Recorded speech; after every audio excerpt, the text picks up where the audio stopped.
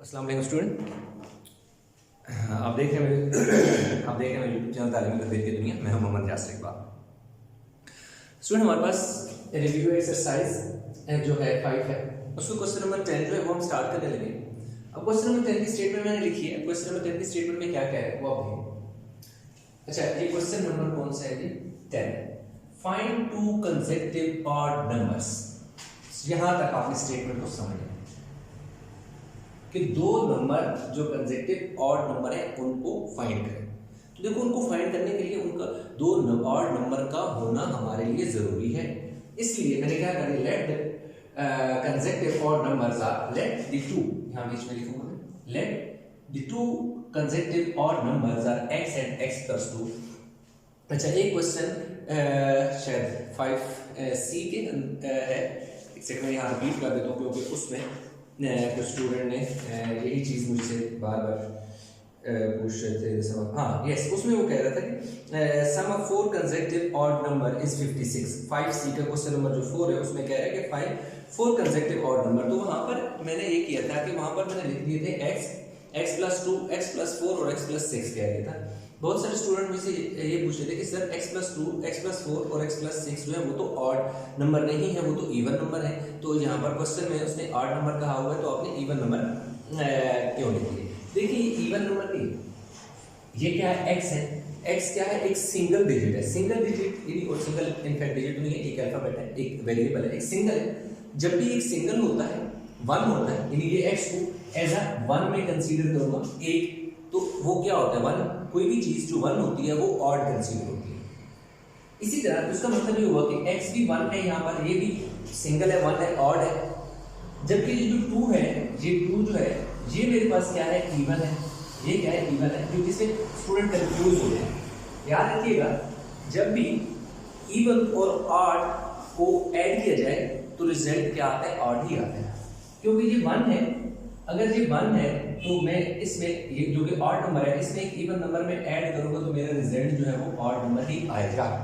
ठीक है, लास्ट में जब x की वैल्यू आएगी तो आप देखिएगा कि वो एक ऑड वैल्यू होगी, वो इवन नंबर नहीं होगी। तो इसलिए ये कंफ्यूजन आप बिल्कुल से निकाल लें कि x, अगर वो कहता कि लेट द टू, अगर 2 नंबर इवन नंबर कहता तो फिर मैं क्या करता?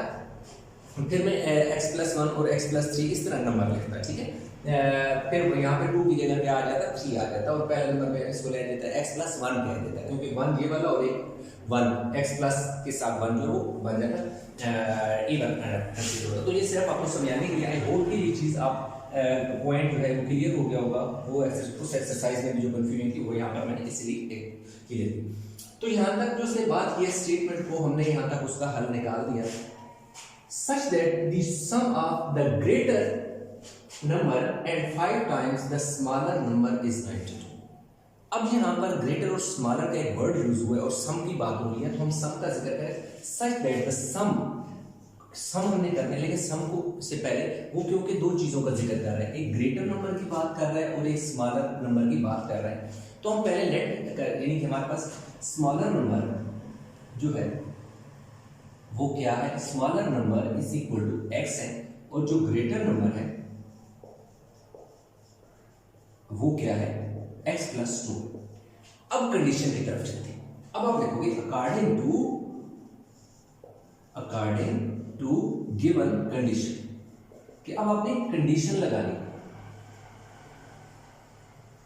कंडीशन, अब कंडीशन क्या कहती है उसको समझना है।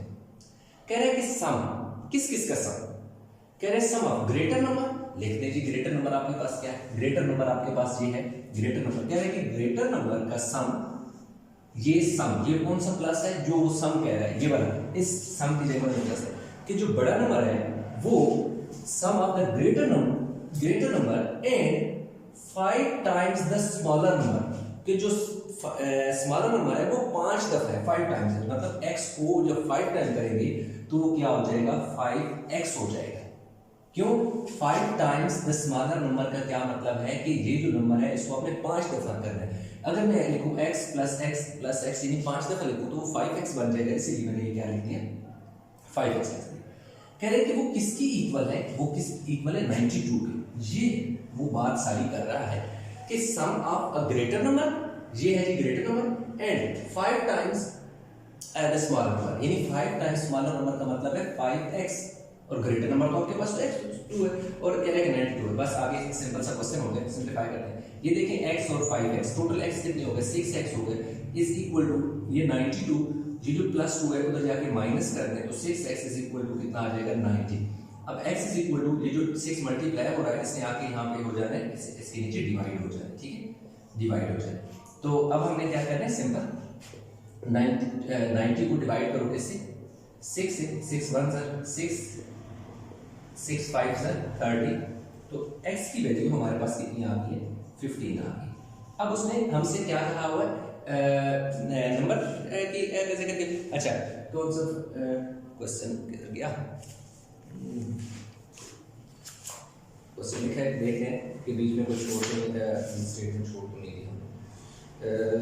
फाइंड टू कंसेप्टिव ऑर्डर, अच्छा वो शुरू में लिखा हुआ है 2 नंबर फाइंड करें। तो पहला नंबर जो है यानी कि 2 number first that is the smaller number, उसको आप स्मॉलर या फिर slash first number is equal to क्या है 15, क्योंकि x जो है 15 है तो ग्रेटर नंबर या उससे आप क्या करोगे ग्रेटर या फिर second number is equal to 15 plus 2 is equal to 17, क्यों कि x की वैल्यू यहाँ पर आप कितनी पुट करोगे 15, x 15 आया 15 पुट करोगे 17, the two numbers that last में आप लिखोगे the two consecutive or number are 15 and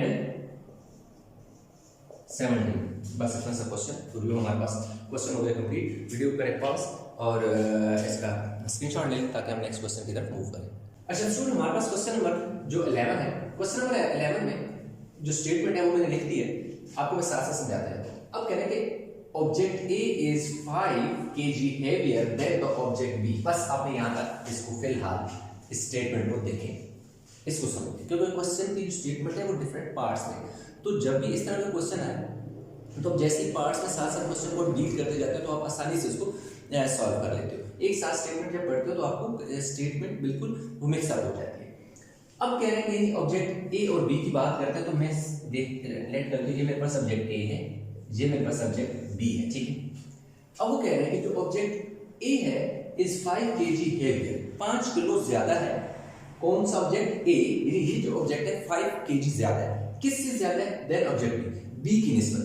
तो अगर मैं फर्ज करूं इसको मैं कहूं कि ये मेरे पास x है, तो ये क्योंकि 5 kg ज्यादा है इसकी निस्बत, तो ये क्या हो जाएगा x + 5, तभी तो हम कहेंगे कि ये दोनों इक्वल हुए कि object A is 5 kg heavier than the object B। बिल्कुल, अगर B का वजन x हो तो ये x + 5 हो जाएगा।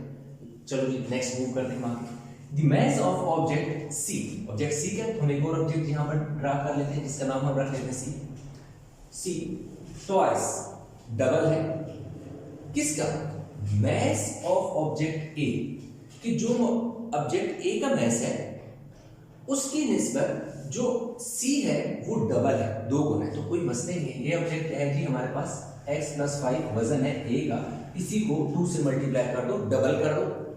अब फिर देखो the mass of object C is twice, double है, हमने इसीलिए देखो 2 मल्टीप्लाई किसका, मैस ऑफ ऑब्जेक्ट है कि जो ऑब्जेक्ट ए है ना उसके मैस के कंपैरेटिवली जो ऑब्जेक्ट सी है वो डबल है, 2 गुना ट्वाइस है, हमने लिख दिया।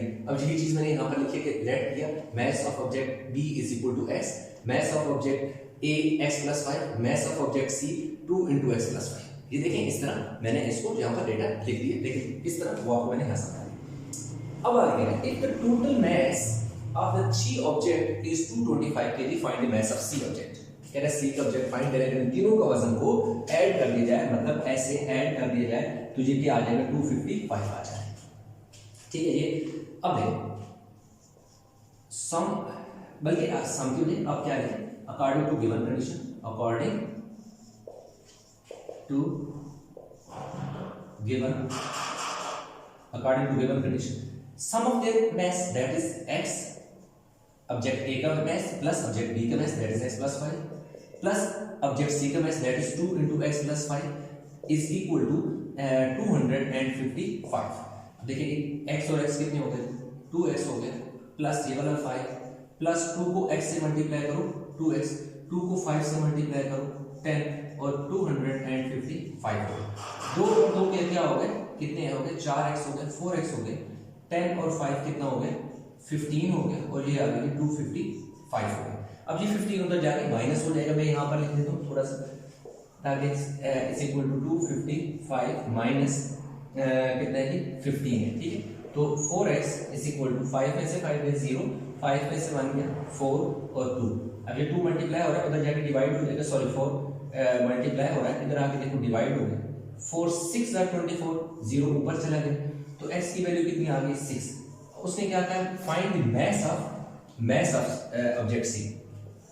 तो mass of object C is equal to, आगे जगह नहीं मैं इक्वल लिखी 2 इंटू एक्स प्लस 5, क्यों मैं लिखूंगा, क्यों कि C का मास है ना 2 इंटू एक्स प्लस 5, यही लिखें, वैल्यू पुट करें x की, 2x की वैल्यू कितनी आपके पास है 60 प्लस 5 कितना हो जाएगा 65 हो जाएगा, और 65 को जब 2 से मल्टीप्लाई करेंगे तो 130 kg।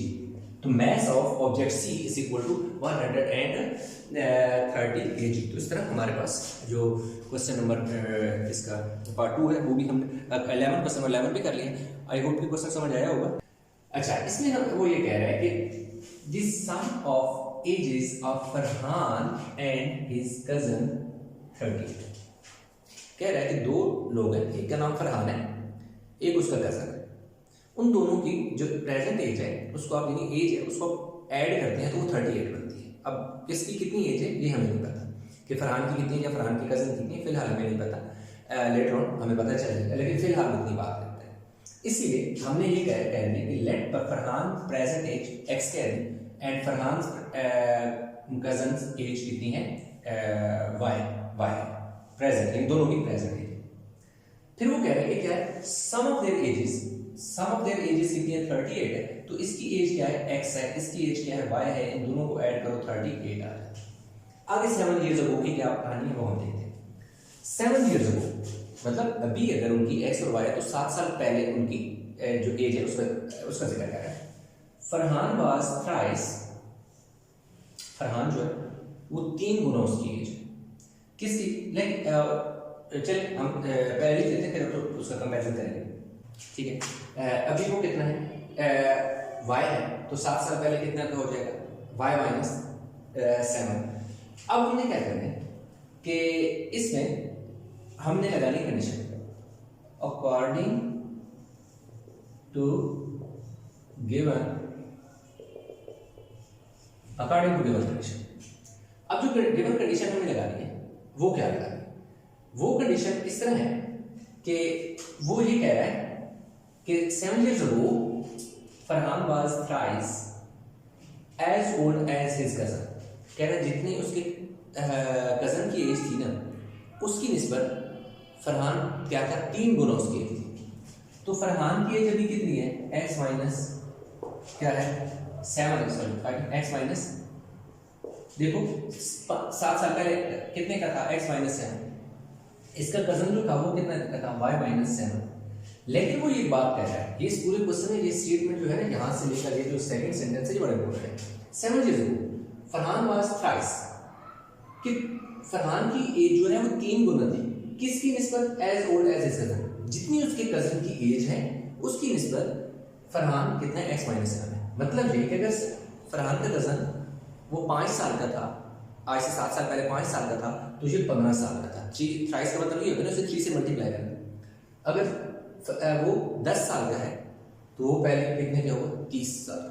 तो अब ये है कि क्योंकि हम यहाँ पर इक्वलिटी का साइन पुट कर रहे हैं, इक्वलिटी के लिए इन दोनों की एज को अगर हमने सेम करना है तो हमें 3 से मल्टीप्लाई करना पड़ेगा। कैसे, अगर फरहान 15 साल आज से 7 साल पहले क्या था 15 ईयर्स का था तो ये कितना है 5 ईयर्स है, क्योंकि क्यों कह रहा है कि इसकी निस्बत ये 3 गुना है। लाजिम बात है दोनों की इक्वलिटी के लिए हमें 3 से मल्टीप्लाई करना पड़ेगा, 15 इज इक्वल टू 15 आ जाएगा। 3 से इसलिए मल्टीप्लाई किया ताकि इन दोनों की एज का कंपैरिजन किया जा सके, इक्वलिटी का साइन बीच में लगाया जा सके, उनकी एज सेम हो जाए। अब जो जाएगा x minus 7 is equal to multiply करो 3 y को 7 से 3 को 7 से भी मल्टीप्लाई करो 21 हो गया। अब x इसको इस तरफ ले आए -3y, ये -21 है, ये उधर जाएगा तो +7 हो जाएगा, x - 3y -14 आ जाएगा, इक्वेशन आ गई 2।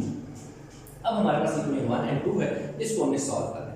तो सिंपल हम क्या करेंगे, सब्ट्रैक्ट कर लेंगे, सब्ट्रैक्ट 1 और 2, 1 और 2 को सब्ट्रैक्ट करो। 1 ये है x + y = 38, x + y = 38, x - 3y = -14।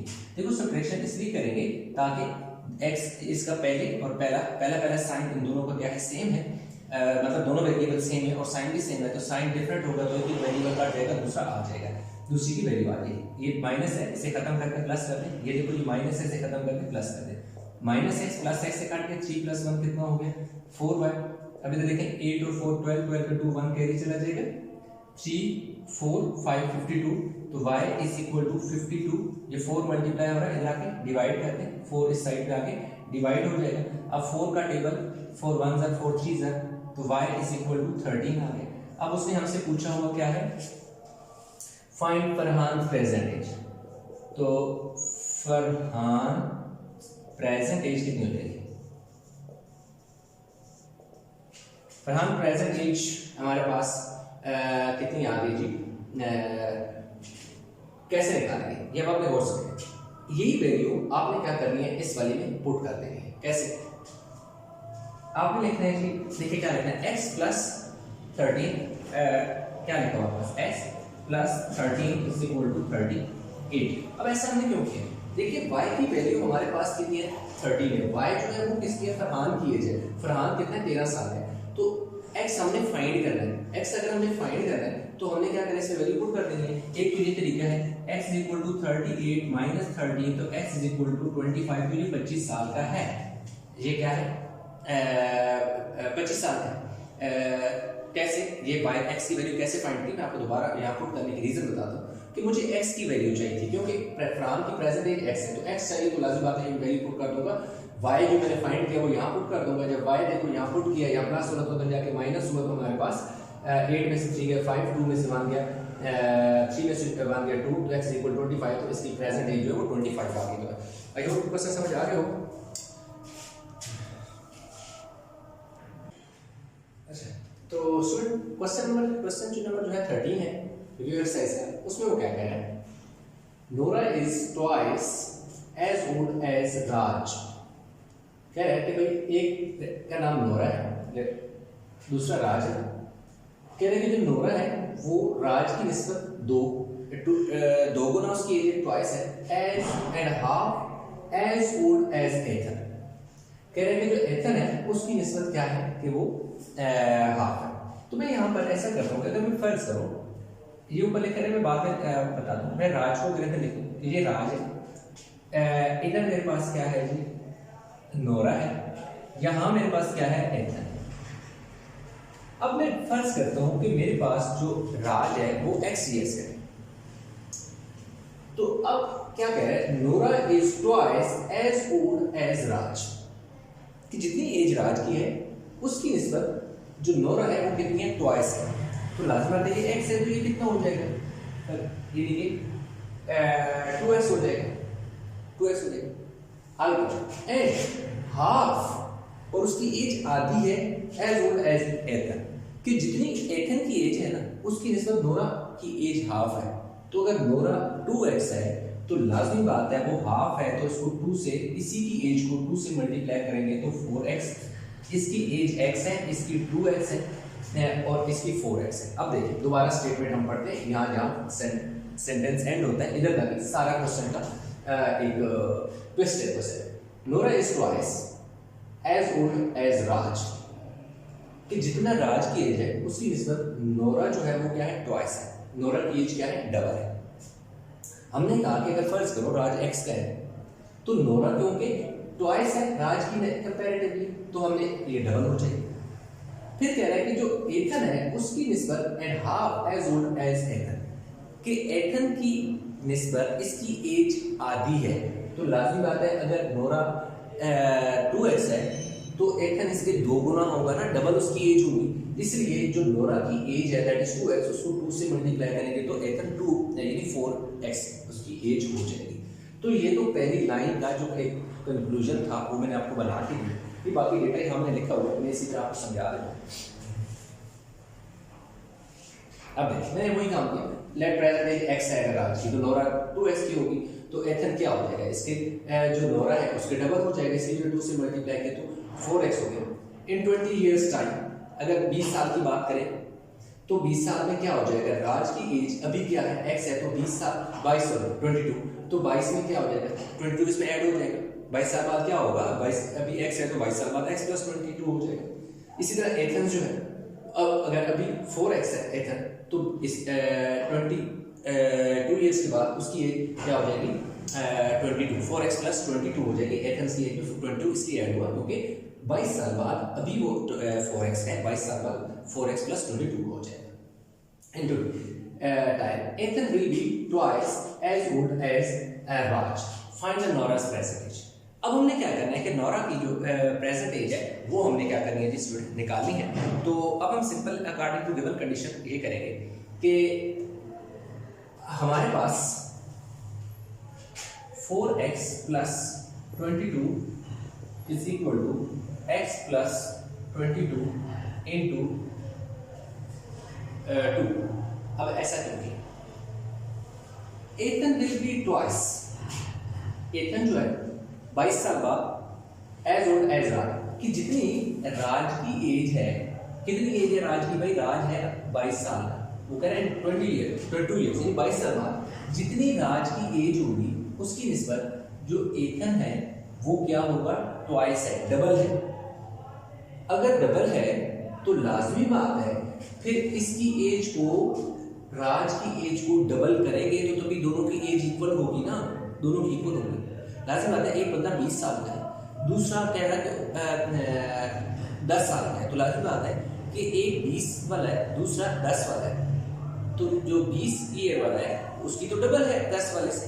तो अगर हम ऐसा तो नहीं लिख सकते 20 = 10 तो नहीं लिख सकते, इक्वलिटी का साइन तो नहीं पुट कर सकते, 20 is not equal to 10, तो क्या करना पड़ेगा इसको, अगर क्योंकि ये डबल है तो इसलिए इसे 2 से मल्टीप्लाई करना पड़ेगा, तो फिर क्या हो जाएगा 20 = 20 आ जाएगा, इक्वलिटी का साइन। इसलिए हमने यहाँ पर उसकी एज यानी जो राज की एज है उसको एथन की एज के इक्वल करने के लिए 2 से मल्टीप्लाई किया, क्योंकि उसने कहा था कि एथन ट्वाइस होगा, डबल होगी इसकी एज है, एथन की डबल एज है किसकी, जितनी इसकी एज है, तो इसलिए 2 से मल्टीप्लाई किया। तो नोरा की अगर फाइंड नोरा's प्रेजेंट है तो हम इस कंडीशन को सिंप्लीफाई करेंगे तो हमारे पास नोरा जो है आसानी से उसकी एज निकल आएगी, 44 होगी।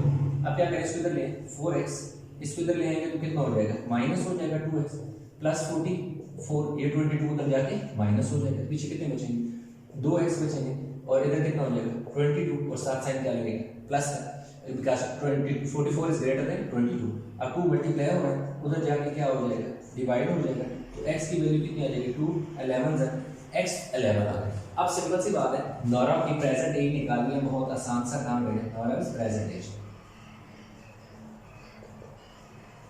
अब प्रेजेंट एज, नोरा's प्रेजेंट एज कितनी है, 2x है, 2x, तो 2 × 11 तो 22 साल की है भाई वो, नोरा जो है 22 ईयर्स की है, तो जब x की वैल्यू 11 है, 11 से मल्टीप्लाई किया तो हमारे पास इसका क्या हो गया, आंसर हो गया। और क्वेश्चन नंबर 13 जो है वो अपने इंजाम को पहुंचा।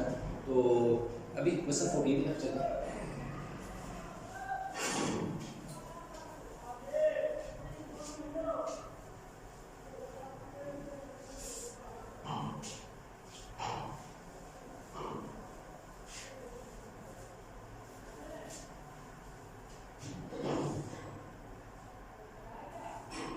अच्छा, क्वेश्चन नंबर जो 14 है,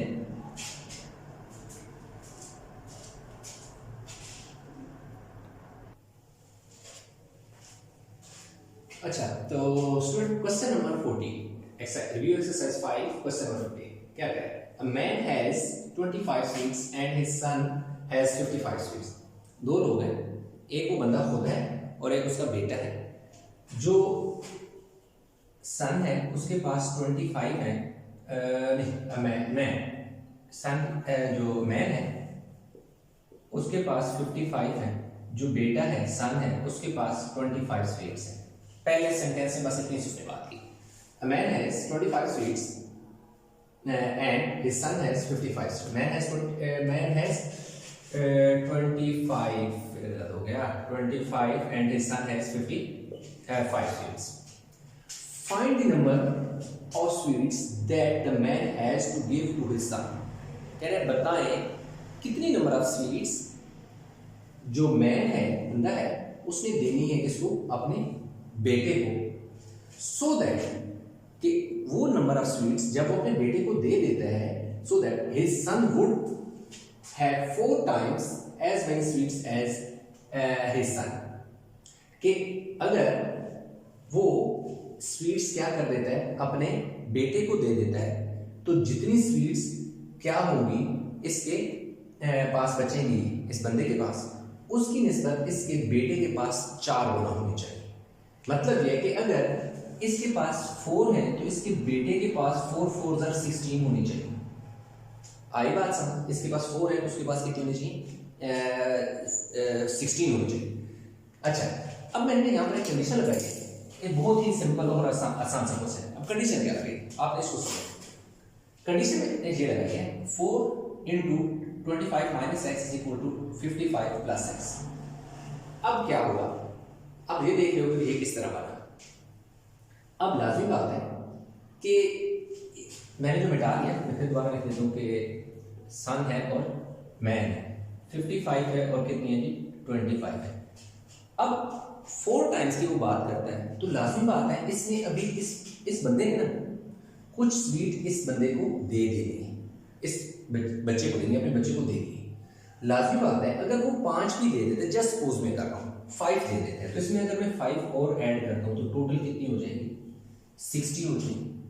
और कह रहे हैं कि 4 टाइम, अगर मैं इसी को 4 से मल्टीप्लाई करता हूँ, वो नहीं भी देता, 4 से मैं मल्टीप्लाई करता हूँ तो ये तो क्या हो जाएगी, ये तकरीबन 120 तक हो जाएगी, 120 हो जाएगी। और इसमें से 25 है तो 25 और 120 का 4 टाइम नहीं बनता। अब सिंपल सी बात है कि जो कुछ जो देगा उसमें से कुछ ना कुछ हमने एक्सट्रैक्ट करना है, निकालना है। तो इसलिए मैंने सिंपल क्या किया कि असल में कुछ हुआ ये कि मेरे पास ना ये जो वैल्यू थी, मैंने दोनों एक तरफ, आप इसको ऐसे समझिए, छोड़ दें इसको, मैंने क्या कर दिया, वही नंबर इस तरफ सब्ट्रैक्ट किया, इधर ऐड कर दिया, इसमें वैल्यू माइनस की और इसमें क्या कर दी, ऐड कर दी। और अब क्योंकि वो 4 टाइम का जिक्र कर रहे हैं तो मैंने 4 से इसलिए मल्टीप्लाई किया। अब जो टोटल 4 टाइम जब इससे मल्टीप्लाई होगा तो 4 टाइम मल्टीप्लाई होगा तो 100 हो जाएगा, 100 में से कुछ ना कुछ निकल लेगा, सब्ट्रैक्ट होगा, तभी जाके इसके फादर की जो क्वांटिटी उसकी इक्वल आएगा। मैं इसको थोड़ा सॉल्व करता हूँ फिर आपको मजीद क्लियर हो जाएगा। ये जब मल्टीप्लाई करूँगा तो 100 माइनस 4x हो जाएगा और यहाँ 55 प्लस x हो जाएगा, यानी इसको इधर मल्टीप्लाई कर दिया और इसको इधर भी मल्टीप्लाई कर दिया। अब 100 में से ये 55 इधर आके क्या हो जाएगा, माइनस हो जाएगा, और ये प्लस x, ये जो 4 है उधर जाके ऐड हो जाएगा, तो यहाँ कितना हो जाएगा, 45 हो जाएगा, कितना हो जाएगा, 45 हो जाएगा, और यहाँ कितना आ जाएगा, 5। अब 4 मल्टीप्लाई हो रहा है, इस तरफ आगे क्या हो गया, 5 मल्टीप्लाई हो रहा है, डिवाइड हो गया, तो x की वैल्यू कितनी आ जाएगी, 5 9 से 45 9 आ गया। अब एज पर कंडीशन की जो मैंने लगाई थी देखिएगा, वो मैं यहाँ पर लिखता हूँ, 25 minus x is equal to 55 plus x है। 4 इंटू 25 माइनस मेरे पास क्या है 9, ये देखो मैं 9 पुट कर देता हूँ यहाँ पर, और यहाँ 55 और प्लस मेरे पास कितना आ जाएगा, x की वैल्यू 9 है तो मैं 9 लिखूँगा। अब आप देख सकते हैं कि 4 और इसमें मैं क्या पुट करूँगा, 16 बच जाएगा, और इधर मेरे पास कितना आ जाएगा, 64। 16 4 64 इज इक्वल टू 64। एक तो ये कंडीशन होगी कि जो वैल्यू आई है इसी को ये आप पुट करते हैं तो आपकी वैल्यू ठीक आ जाती है।